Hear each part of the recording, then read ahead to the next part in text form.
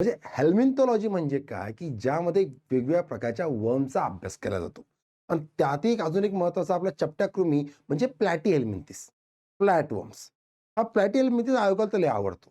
हा आयोगाला एवढं आवडण्याचं कारण काय, की आपण जे विविध गुणधर्म बघतो ना, यात याचा पहिला नंबर आहे. म्हणजे सगळ्यात पहिल्यांदा 3 लेयर असणारा ट्रिप्लोब्लास्टिक प्लॅटीहेल्मिंथिस. सगळ्यात पहिल्यांदा अवयव कोणाला आले, ऑर्गन कोणाला आलेत? सगळ्यात फर्स्ट ऑर्गन असणारा प्लॅटीहेल्मिंथिस.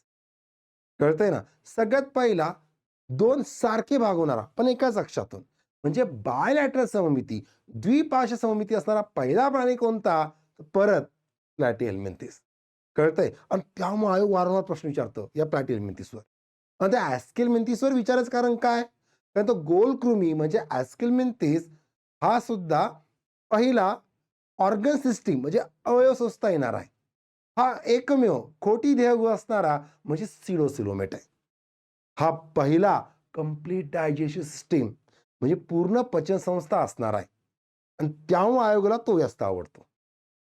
कळतंय? म्हणून म्हणजे प्रश्न का कुठे विचारले जातात? अपवादांवर विचारले जातात. म्हणूनच तर ॲनेलिडसचा प्रश्न त्यामुळेच आला ना. कारण तो पहिला सिलोमेट म्हणजे युसिलोमेट म्हणजे खरं देहगुहा असणार आहे. म्हणून आयोग कुठं प्रश्न विचारतं हे आपल्याला कळायला पाहिजे. हे कळणार कुठून? पी-वाय-क्यूवरून.